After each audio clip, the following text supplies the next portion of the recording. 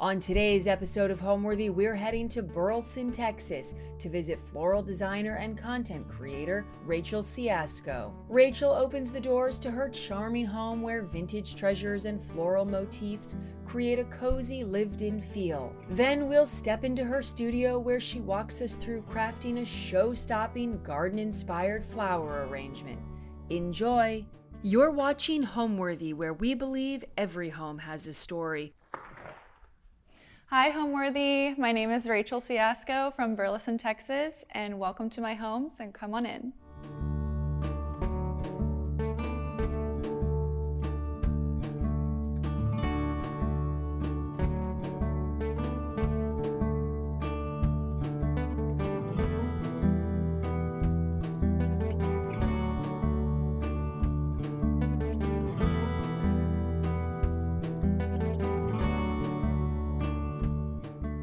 I'm Rachel Ciastko. I'm a floral designer and I specialize in home design, and this is my home. We purchased the land first in 2021, and then we decided to start our build. We did a custom home, so we got to design every aspect of the house, and we wanted to work from home as well, so we also designed a outside studio for floral design and office work and stuff like that. So one of the biggest things that I wanted to emphasize in our home was windows and natural light. So I put windows in almost every spot in the main living area, and that was one of my biggest design choices for the build. So this is my living room. We designed it around the large mantle fireplace stone.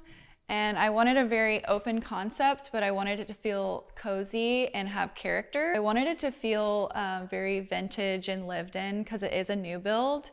And we added the natural stone and a wood mantle, open shelving. We added some vintage aspects to the living room. So we have a piano from my childhood that we added underneath our artwork TV. So we thought that that added a very cozy look to the space. We also added aspects of vintage furniture and mirrors to kind of give that lived-in look. I have a bunch of antique malls I go to and different areas around DFW that I find antiques and repurposed items, so it helps kind of make a more cozy feel. So our mantle, I try and source a lot of like floral aesthetic items as well that look vintage and kind of add to the overall theme of the vintage modern in the house. And so I got a couple of the artwork pieces at different antique malls around DFW, and then I also add a lot of dried florals to my decor in my house as well because they're preserved and they add some texture to the design. A lot of people ask me why I set up my open concept living space with the couch not facing the mantle, and I thought it was a really great way to kind of emphasize the grandness of the fireplace and mantle. So I put our TV and our piano hutch over here, so it kind of opened up the space and made it feel more like a room. And our couch is super cozy. It's from Albany Park, and I like different rugs to add different color tones in each season to make it feel vibrant. We added a more oval coffee table because I do feel like everything is very boxy in this room sometimes, so I wanted to add different shapes to add dimension and depth to the space. On the back side of our couch, I sourced a sofa table slash buffet table, and it's actually from the early 1900s, and it was a Facebook marketplace find actually, and I was just hunting and I found it, and it was a really good deal, and I thought it added a lot of fun character to the space. So we also added a really large chandelier. I went with more of a modern look because it is such a high ceiling. I wanted to add a different type of feel than just like a ceiling fan, so I wanted something modern added in with the vintage, so it really helped open up the ceiling area.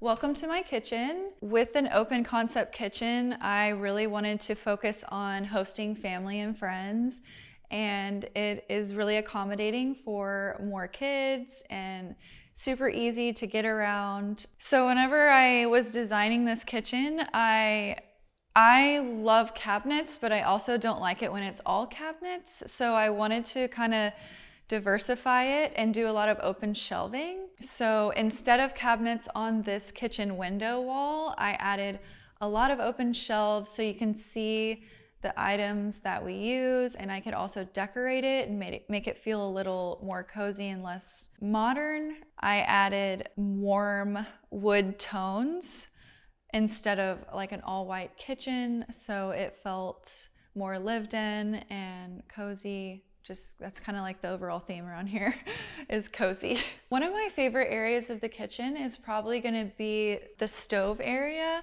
I decided instead of doing a traditional backsplash to do a all stone backsplash on the back side of it and add a vintage pot filler. It was more of like a modern feel into a vintage look as well. So the stone is a natural quartzite stone. So instead of doing a regular tile on the backsplash, we did get it custom cut to this space. This is another spot where I sourced different artwork from a vintage shop, and this one is kind of like a pencil sketch of some florals, which is also the theme around here, florals. And this is just a vase, like a wall vase. So you can put fresh flowers and you can put it on the wall just to enjoy. I use this a lot when I cut flowers from my garden. One of our most frequented spots in the kitchen is our coffee bar. It was going to be a butler's pantry, but we decided to make it its own little coffee nook. And we also added a wine cooler at the bottom. And we love this space. We use it all the time, all day. We added the open shelving like I did over by the kitchen window, and we added these brass railings to kind of add to that vintage look once again. I thought that was a really cool, unique thing that we added to the shelves. We also went with a different color cabinet in here, as opposed to the stained wood out in the main area, just to kind of give it a different feel, like its own little room and space. We love how it turned out. We also sourced some brass vintage hardware, and we love the brand Smeg coffee makers. They're the best, so it's a really fun space. Very big coffee fan. I think I drink it like 3 times a day. I don't know. I always add cinnamon in my coffee. It's kind of like a thing around here. It's just like always add cinnamon for some reason. So I'm kind of known for that online. They're like, well, add cinnamon to your coffee. But we love coffee. So one of my favorite spots in the kitchen is also the kitchen island. So we added a lot of drawers on the back side. I am more of a fan of drawers than cabinets. I think it holds more and they're deeper, so we could get to all of our items. We also added the natural stone quartzite to the island as well. And it's kind of like a focal point in our kitchen. So I always have fresh flowers in the middle. So I design those every week so it can be fresh and fun with the seasons. It's definitely one of my favorite areas in the kitchen. Next we have our china cabinet hutch. It's just kind of where I put different pieces and different collectibles that I find, like glassware and different dishes that I have sourced from antique shops. And it's just a nice little kind of show area for our stuff. So I do love our island pendants. These ones were definitely different. You don't see a lot of pendants with shades on them, but I thought it added a really different feel in the kitchen. Since the kitchen is a vaulted kitchen, it was a lot harder to find something that would hang low enough, but I think this kind of helped fill in that area in the ceiling to where it felt like its own space in the open concept feel. Most kitchens have the drop ceilings, and I didn't want to drop the ceiling down. I wanted to keep it all open like a big cathedral room. And for the vent hood, I went with a natural plaster, and I decided to bump out the drywall and go all the way to the ceiling within the vault so I could add really pretty artwork to the top. I change out the artwork all the time, and it depends on like the season as well. So this one is very kind of like summery with fruit and florals, and it's one of my favorite spots to add artwork. So for our sink area, I added kind of a brass vintage faucet, and it has a really pretty detailed white lever. And so I thought that was really fun. It added a really pretty detail. We also changed the backsplash on this wall. So it's not the stone. We did the kind of the more different textured tile, and we went all the way up with the tile as well. This bell on this wall I found as well, and it's super fun to ding when the dinner is ready, and my daughter, she loves it. So on my open shelves on this wall, I usually add stuff that we do use. So I'll still add our plates and our cups, but I'll add different decor too to kind of mix through it so it looks a little more styled. And it's definitely one of my favorite things to design in the house, and I change it like probably every 3 months or so. And this is our walk-in pantry. We added a glass panel door, and we painted it black just for like a really fun, different look. And we did paint the inside of the pantry a dark blue. And we once again added those vintage aspects, baskets for organization, and it just makes it feel like another space that you can walk into, and it's kind of done up and not just your regular white pantry with just a bunch of food in it. It just seems like kind of like an experience. And I also added a really pretty rug and a bench, and then a really beautiful vintage painting of some fruit. And I made like a little hanging rail, and we added a light sconce above that just to make the space feel super cozy and more decorated. And this is our open concept dining space. It bridges the kitchen to the living room. So when we have gatherings, it's really nice because nobody feels separated. We all still feel together when we're all in the kitchen, the dining, or the living. And it's definitely really easy for the kids because then I can see them, and it's not like a totally different space when we're cooking. And it's a really light and airy open feel. We went with a 9-foot table, and we got it custom made because I wanted to be able to have everybody at the table at once in my family, because I do have a really big family on my side. I have a lot of siblings, and so when we have dinner, I wanted everyone to be able to be at the same table. And so it is a custom size, and we also got a custom bench made with it. And I liked adding different chairs to the table because it makes it feel a little more unique and not so uniform. And it's definitely one of my favorite areas.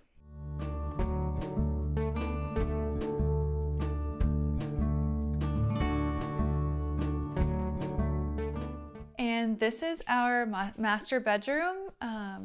It's definitely probably one of my most favorite rooms that I've decorated. I did a kind of an evergreen paint color, and I decided to color drench the entire room. So that means you paint basically every bit of it, including the ceilings and the trim. And I added this really pretty gallery wall to my left with the large gold mirror. It's super tall, so when I added the mirror, I was like, well, this wall looks so blank and empty. And so I went and I found a bunch of different artwork, and I just kind of pieced them all together like a little puzzle, and it ended up making this really cool accent wall. This dresser is super vintage. I ended up adding paint to it and making it even look more vintage and kind of roughed up a little bit. and I just love the way it turned out. And where our bed is placed in the room, there is an accent wall on the back side of it. It's painted the same color, but we added different trim pieces to make it look like board and batten. We also sourced a rattan darker brown finish headboard to give it that contrast with the paint. And the overall theme of this room is kind of like a garden-y feel, along with this vintage sourced items as well. This dresser is also a favorite. It's actually from Anthropologie. I love the stain color, and it just kind of adds a lot more warmth and depth into the space. And I love it right by the window. The sun hits it and it glistens. I also really love this art piece. It's a hand embroidered art, and I thought it was absolutely beautiful to add to the space with the different colors and features next to the mirror. All of these items on this dresser have been kind of like collected. And so including the jewelry box and the trays, and it's just, I love all the details about it. And this is our primary bathroom. This was probably one of my favorite rooms in the entire house to design. It really focuses on the large soaker tub and the vintage faucet and shower. The most unique part of this bathroom is the 8-foot glass wall that we added to the backside of the tub that looks straight into the shower. And we added a really pretty mosaic tile behind it to kind of give a more unique feel within the space. We also added more of a muted pink wall color, and it really helped kind of warm up the bathroom. It was all white at first with the wood cabinets, but once we added the pink, it just kind of made it feel so much more cozy and warm. The vanities, we did a separate vanity on each side of the doorway. We did the vintage faucets. We also did a hardwood and warm color stain. Both of the vanities, I kept the vintage modern look going, and so I sourced the mirrors from a modern website online called Joss and Main, and I wanted a really grand, tall look because the ceilings are so tall. And so I thought the mirrors on both sides of the vanity really helped achieve that. So the tile in the bathroom, we did a herringbone tile. So it looks like zigzag instead of just straight along. And it also has that marble detailing to the bottom. So it gives it a really unique look to the space as well. I ended up adding light sconces in the bathroom that have shades on it. And then the bathroom vanities also do too, just to give it that feeling, that warm feeling again. It's not just like a sterile bathroom that you're walking into. I also added something that a lot of people don't have in their bathrooms. I made a little seating area over by my side of the vanity.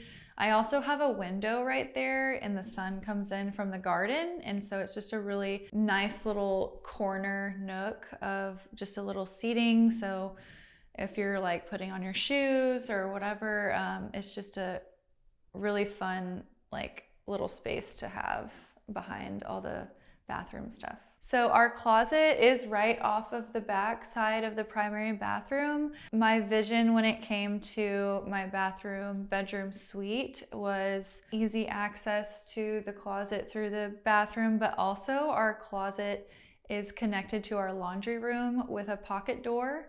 So that was also a big deal because my washer and dryers are right next to my closet.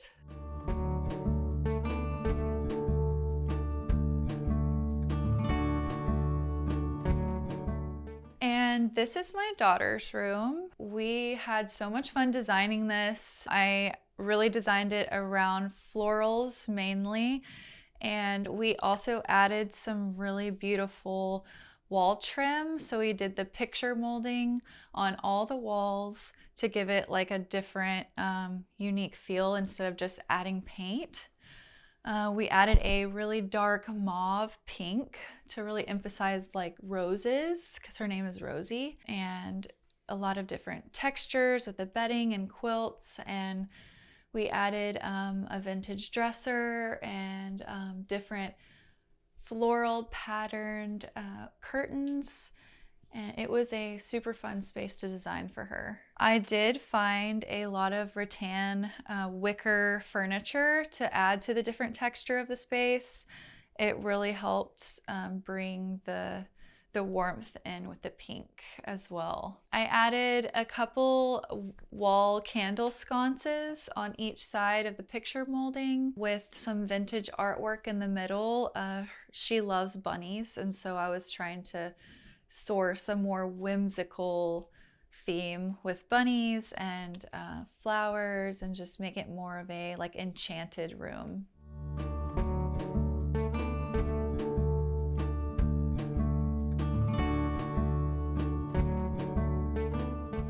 And this is my second daughter's room. She still is a baby, so we still have the crib in here. I kept the vintage theme going, but I added different textures to the walls. I did a wood paneling on the bottom half, and then we painted that a really pretty green color and left the top white. We sourced different vintage furniture items like this dresser, and just kind of kept that modern vintage feel throughout her room as well. I sourced this piece of artwork actually from more of like a mainstream store. I thought it was perfect with the green color. Gave a very like woodsy feeling. I wanted this space to be more neutral with character because she is still a baby, and it wanted to feel more calming in here because she doesn't really necessarily play with a bunch of toys yet.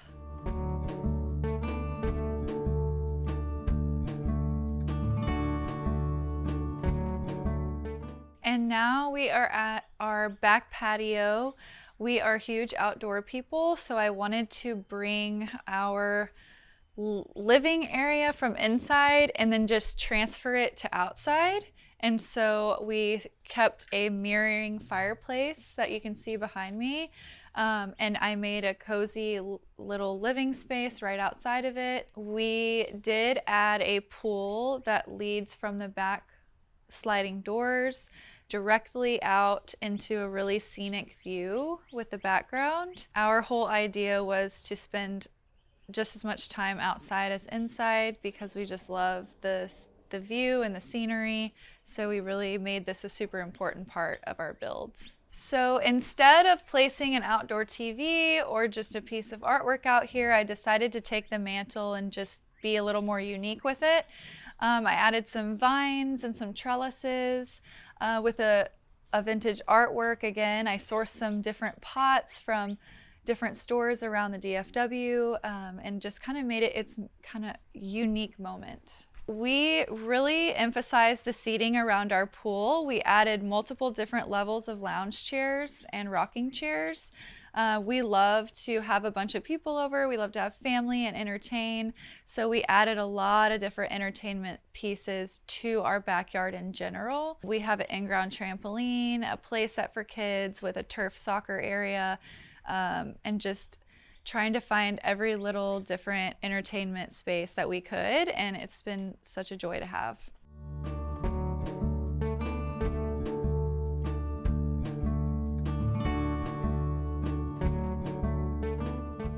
Welcome to my floral studio. I have been a wedding floral designer for 10 years now, and it has transformed into home design over time. And I am able to design at home now in my at-home studio, and I have gained a pretty good following on Instagram on my home design account, and I kind of mixed that with gardening and designing florals. I also have my own cut flower garden, and I do all of that from seed.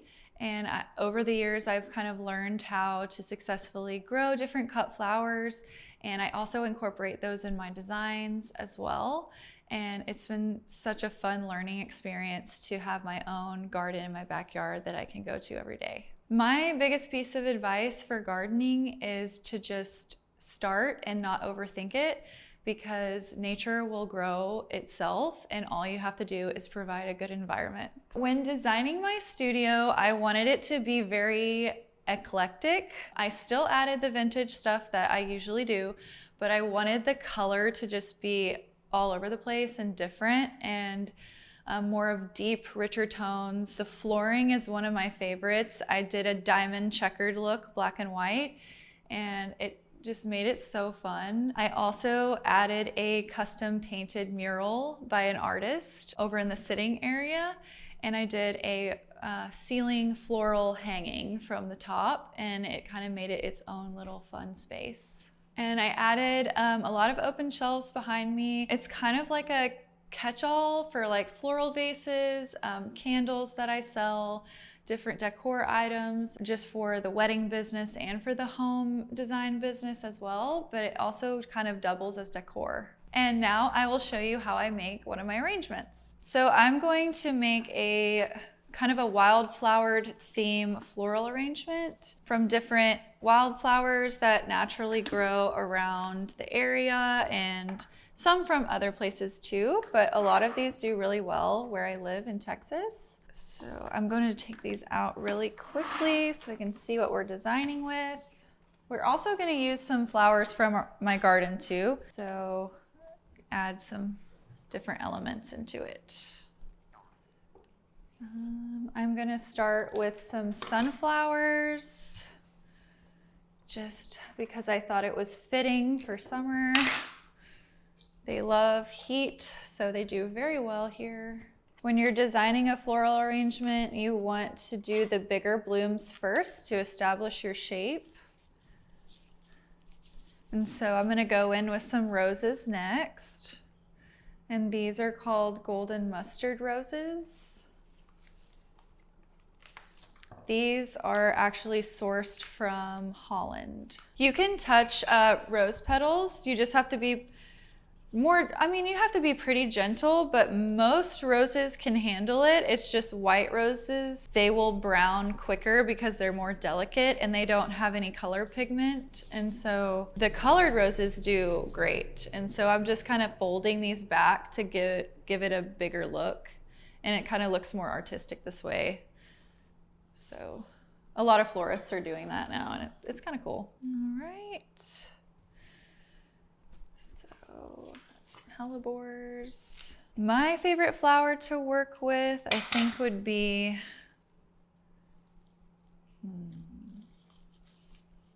probably ranunculus. They have the most variety of color. Well, roses do, but that's like the second best. And they're dainty, but they fill in really pretty, and they add more of a different shape. Like this is a ranunculus, and so like I do it a little taller, and so it'll be kind of like the dancing flowers is what they call it, because their stems are like kind of more squiggly and more long, and it just adds a different element. I love ranunculus. They can be used in a lot of different ways. I would definitely classify myself as more of a garden and organic floral designer. Like my stuff doesn't have a shape necessarily. We try and make it look like it's growing out of a garden, as opposed to like a circle, like a traditional round circle design, which is more of like your classic ballroom look. Which, I mean, is beautiful in certain areas, but it's just not my preferred style. I am not a fan of baby's breath at all. It is hard to work with, it smells really bad, and it's just not very forgiving on much fun design. And it was a fad for a while too. A lot of people loved baby's breath. And I was like, no, please don't.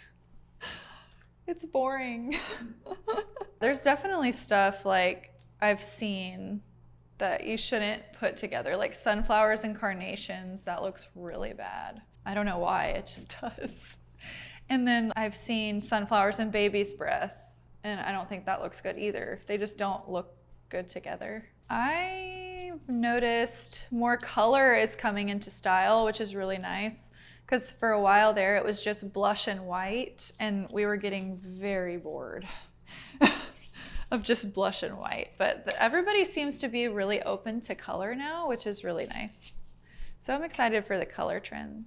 If you're gonna get any grocery store flowers, just make sure before you design them to take off all the greenery off the stems. A lot of times I see people just grab the arrangement and throw it in water, and then all the greenery is still on the roses and on the flowers, and then the water gets really gross and yucky and infected, and then all the flowers die within like a day. So take off all your greenery, use the preservative that they give you at the store, and put them in the fridge at night, and they'll last way longer. We're just making a little flower arrangement, or wildflower arrangement. I think I kind of know, like, the moment it's done, I'm like, okay, I don't need any more, or it just kind of looks overcrowded. But almost done, so close. I have like a chicken wire base, and then you can use floral foam, which I use a lot for weddings, and it soaks in the water more. And I like to use that more for weddings though, because it's pretty expensive to just have on deck all the time.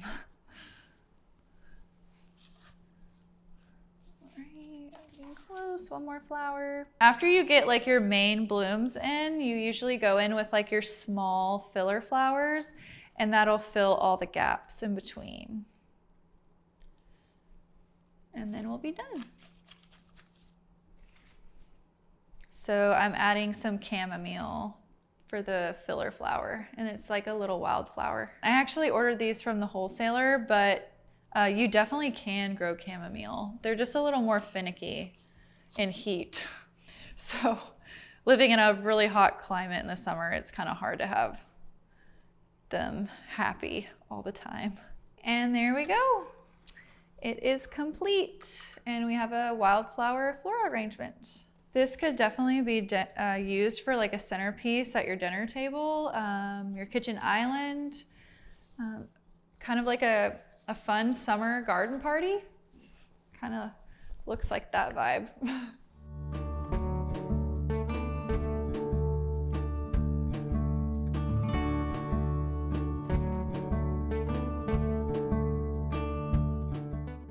All right, Homeworthy, thanks for coming, and it was fun showing you around, but I gotta go now.